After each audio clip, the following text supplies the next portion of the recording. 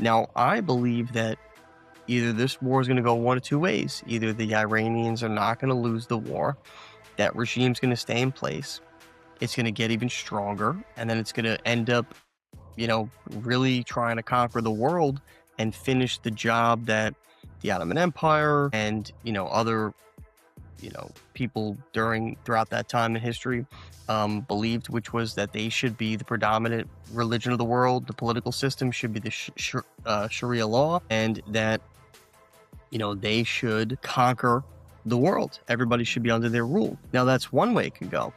The other way it could go is that the Iranian regime falls, the, evil dictatorship that's in there now, that is trying to, that is the main sponsor of terrorism, that's trying to blow up the world and making all these threats to America and other nations, and also hitting their own neighbors with their missiles and stuff, and their drones. They're going to fall, and their nation will collapse. Their people will take over the government, turn it into a democracy, and then give the Christians the freedom and the right to be able to rise up and worship openly and freely. That will plant a huge foothold for Christianity in the Middle East. It's something that the Muslims don't want to see, and it's something that the devil for sure doesn't want to see, because it really helps expand Christianity and do what God said he was going to do, spread the gospel. And so I think that there's a good chance that's what happens in the Middle East. Iran could go from being the number one sponsor of terrorism to the number one promoter of the gospel and Christianity on the entire eastern side of the world in a matter of years, if not months. Now, if that's not a miracle, I don't know what is.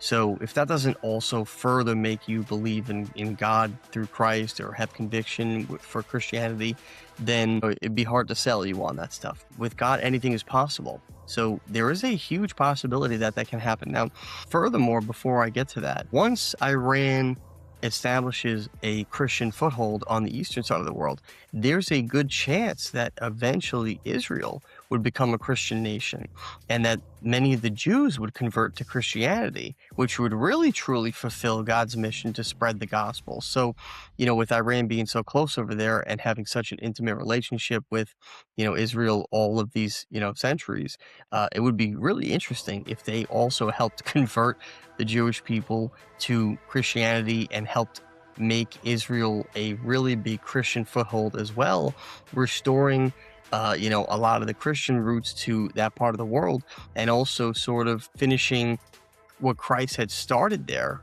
thousands of years ago, with his testimony, his life, his resurrection, and how the Jewish people were the ones that basically killed him, with the help of the Romans, involvement. But the Romans really didn't even want to do it. You could look and see what Pontius Pilate said. He didn't want to do it because he felt that, he was innocent.